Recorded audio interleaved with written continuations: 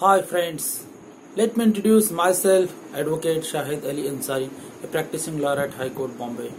Today I would like to have discussion with you regarding very important provision and article of the Constitution of India, Article 226, Article 227, Article 32 of the Constitution of India, which speaks about the writ jurisdictions. We know that the Honorable High Court can issue the writ order under Article 226 as well as under Article 227 of the Constitution of India.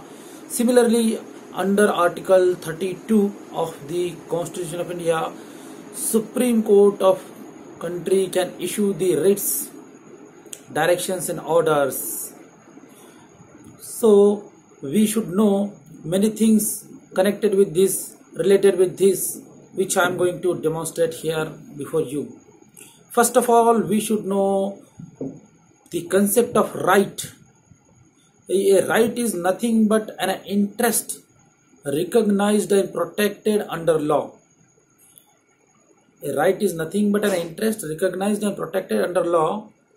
Likewise, legal rights are those rights which have been granted to citizens of India by statute or by enactment or by any act of the legislature.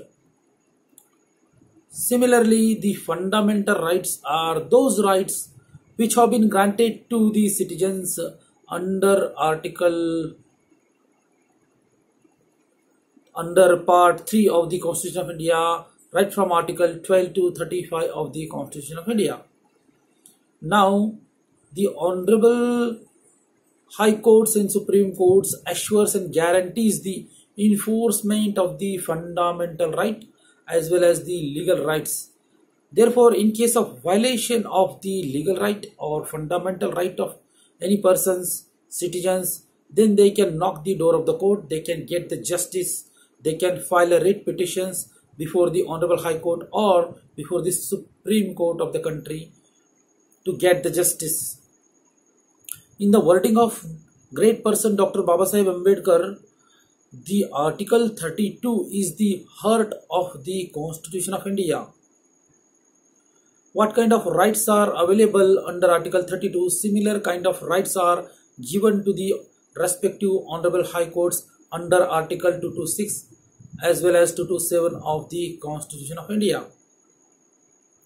There is also a proverb, and many scholars of the law have said that ubi jus ibi remedium, means where there are rights, then there is remedy. It means when the government gives, constitution gives a right, then always there has to be remedy to enforce the right. Otherwise, without remedies, then the rights, even if the rights are given, then such rights have no value in the eye of law. Therefore, the famous quotation ubi jus ibi remedium means where there are rights, remedies are also available. In the absence of Article 32 or in the absence of Article 226 and 227 of the Constitution of India, the fundamental rights or any kind of legal rights would not have got that much value, because if you are not able to get the justice, if you are not able to file the petition, then your right have no meaning at all and the rights have got zero value. Therefore, these articles are very much important. Because of this reason only, the Honorable Dr. Babasaheb Ambedkar said that the Article 32 is the heart of the Constitution of India. When writ can be filed and what are the kinds of the writs, who can file, against whom it can be filed, when it cannot be filed, etc. Number of things are there which we should know. First of all, locus standi. The concept of locus standi means right to sue. Any person whose legal right or fundamental rights have been violated, only such a persons can file the petition, and apart from him, nobody other than him can file the petition on his behalf. This is the rule. However, in certain cases, like in case of habeas corpus or habeas corpus, etc. On behalf of the petitioner, petition can be filed. So the concept of locus standi means right to sue, right to file a case.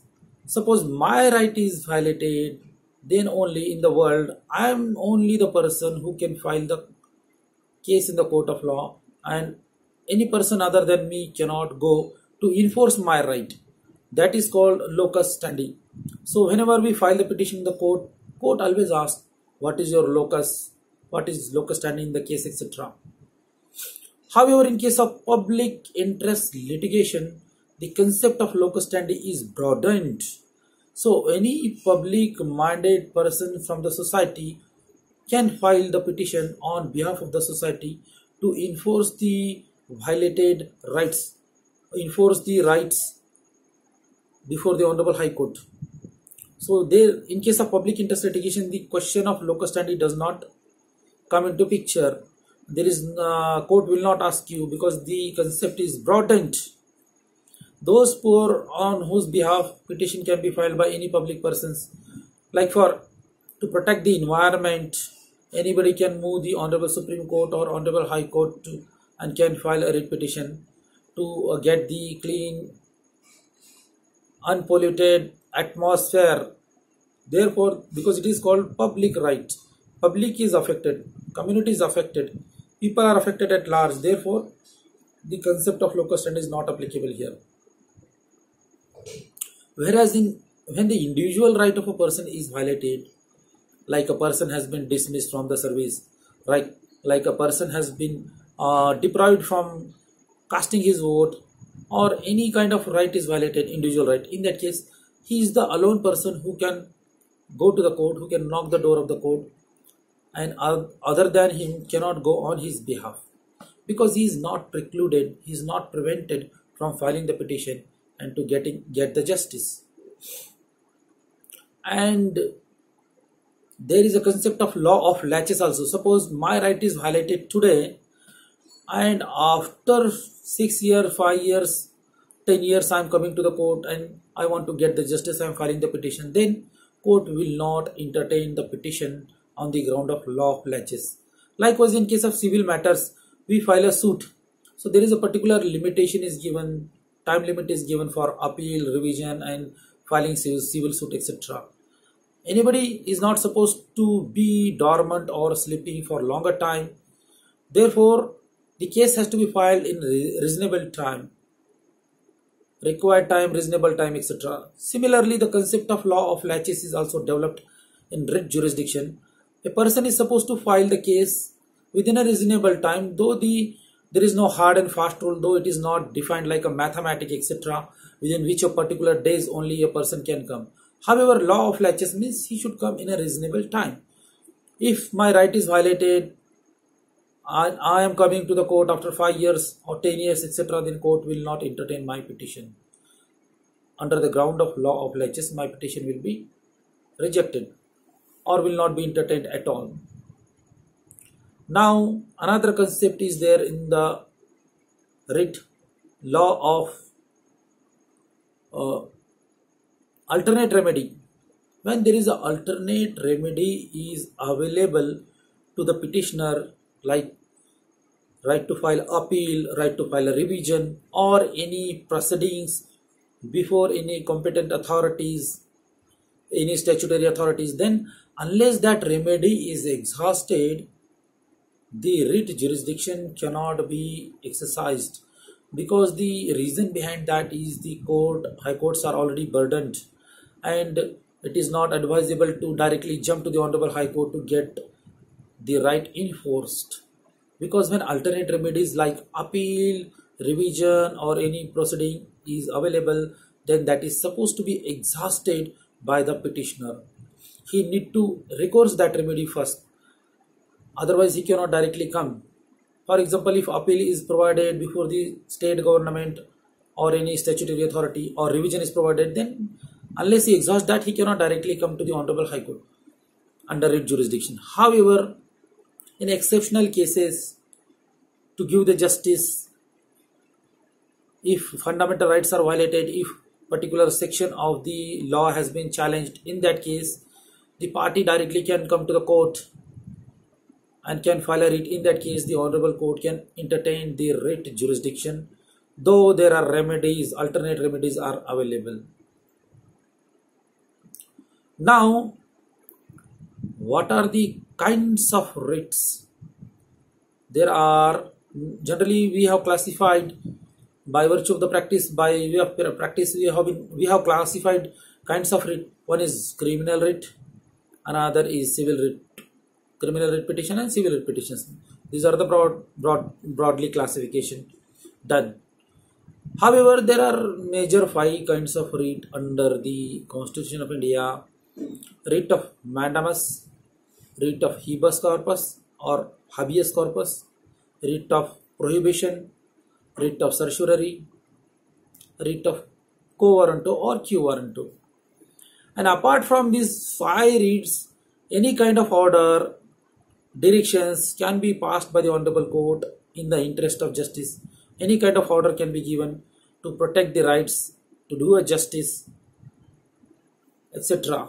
Therefore, not only these 5 kinds, but any kind of order, any kind of directions can be given by the honorable court, so as to give the justice to that party. Now, in the present video, I am covering the writ of mandamus, because the rest of the writ petitions like habeas corpus, certiorari, quo warranto, prohibition, that I am going to cover separately. Here I am only focusing the writ of mandamus. Now, what it means? Mandamus means we command, we order. Therefore, it is order of the High Court or Supreme Court under a writ that they say we command, we order, we say, because they direct the respondent to do something. To do something, the writ of mandamus is an order, like a king gives the order, do it like this. So the writ of mandamus is positive in the nature, which requires a respondent to do a particular work, to do something, to follow his statutory duty which he failed. When any public authorities, any judicial authorities, public authorities, quasi-judicial authority or administrative authority do not perform their statutory duty, which they are supposed to follow, which they are supposed to do or perform, which they failed grossly, or they do not decide such a remedy, in that case the writ of mandamus can be issued by the Honorable High Court or Supreme Court against them to do this work. For example, if the land of a person has been acquired by the government, then obviously that person whose land is acquired shall be rehabilitated. Either he should be compensated, compensation should be given to him, or a job of the government should be given to him. In government department, a job to his family member should be given. The rehabilitation should be done. If a land is acquired and no compensation is given, in that case the party can move, aggrieved party can move to the Honorable High Court and can file a writ. In that case, the collector can be directed, why you are not done rehabilitation, do his rehabilitation according to the relevant laws, etc. So this kind of writ of mandamus, writ of positive order, can be issued by the Honorable High Court, because here collector has omitted his duty. He has not performed his statutory duty to do a rehabilitation. Likewise, in case of criminal case, like FIR has not been registered by the police in charge, though there is a cognizable offence have been committed by the accused.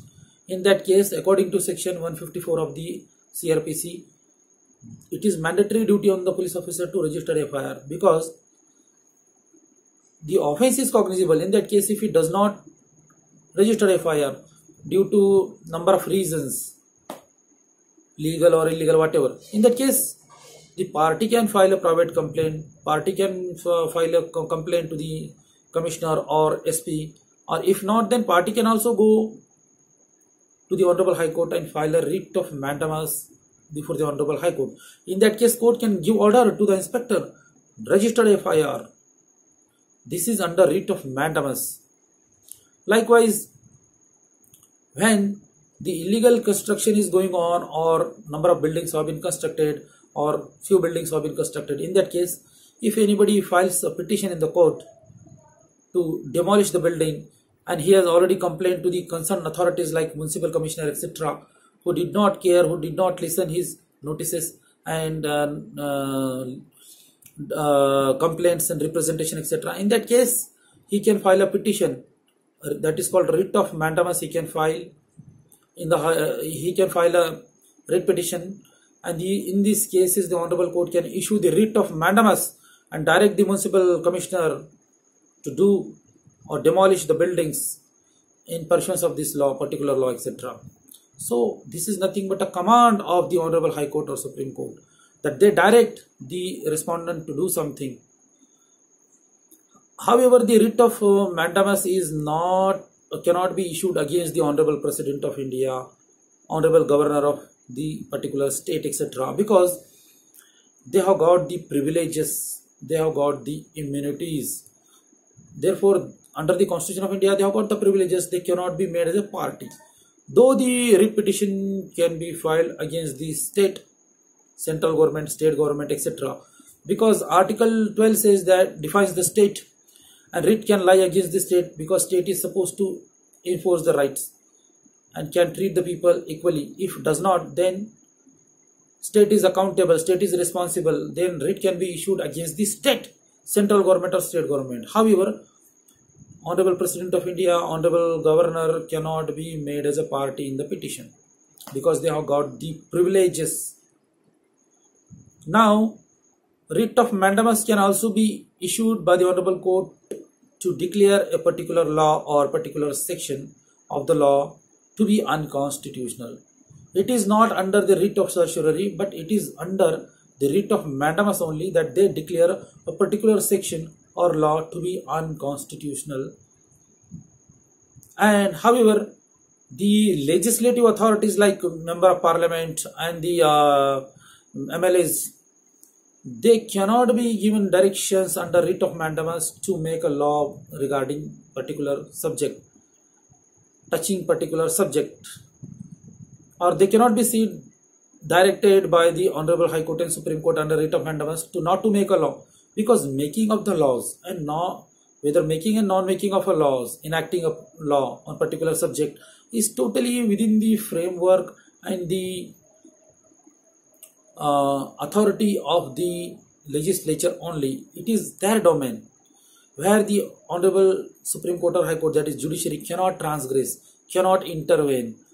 It is by virtue of the principle of separation of powers, the theories of separation of power as given under the Constitution of India, and the separation of power, this is nothing but the one of the basic structure of the Constitution of India. Therefore, no directions can be given by the Honorable Supreme Court or High Court against the legislature to enact a particular law. Only it can be given as a suggestion only.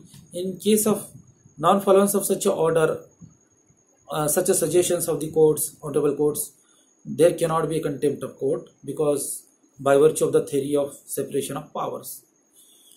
Here I have covered many aspects of writ of mandamus and basic things related to the writ, jurisdiction, etc. Thanks to hear me, Advocate Shahid Ali Ansari from High Court, Bombay.